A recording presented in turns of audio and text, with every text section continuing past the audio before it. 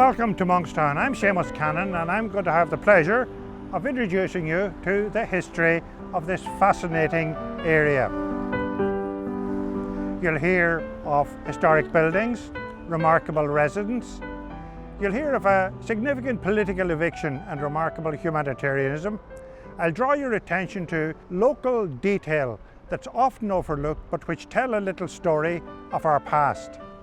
And finally, you'll also literally hear the Monkstown stream, the hidden Monkstown stream that meant so much to the history of Monkstown through many centuries.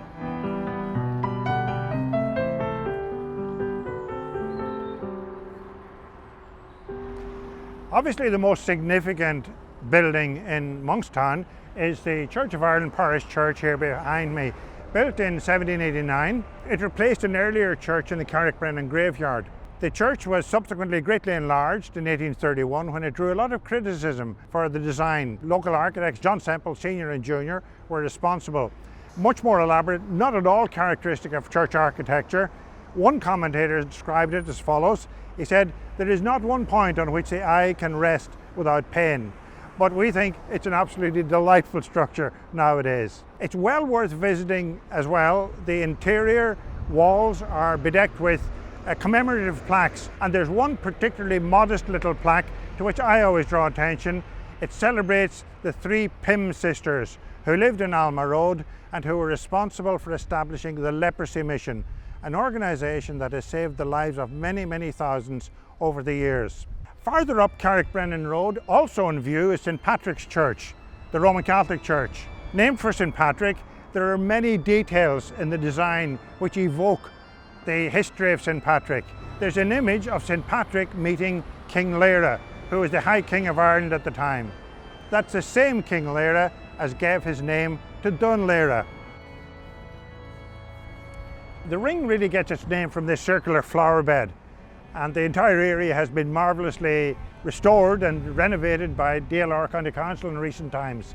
The ring itself, nice example of ironwork and masonry, just evokes something of the period of the Victorian times. It's also important to draw attention maybe to the shop fronts, which display a characteristic that's commonplace in many villages.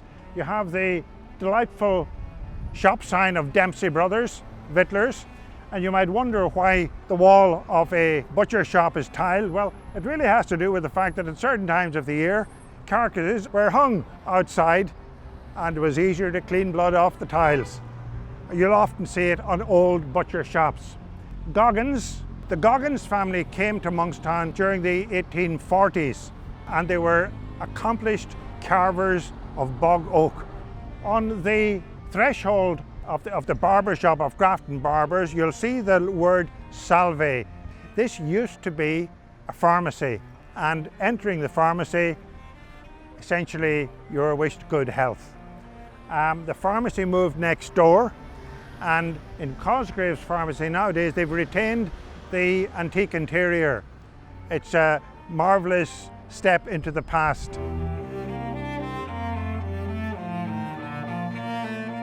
Behind the Church of Ireland is the old schoolhouse, built in 1791, one of the few Georgian period houses in Monkstown, faithfully restored in recent times.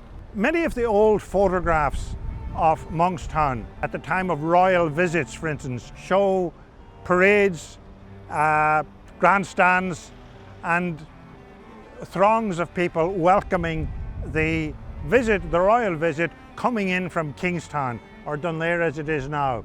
The reason there was a large reception at this point is that this street coincided with the boundary of Blackrock Urban District Council.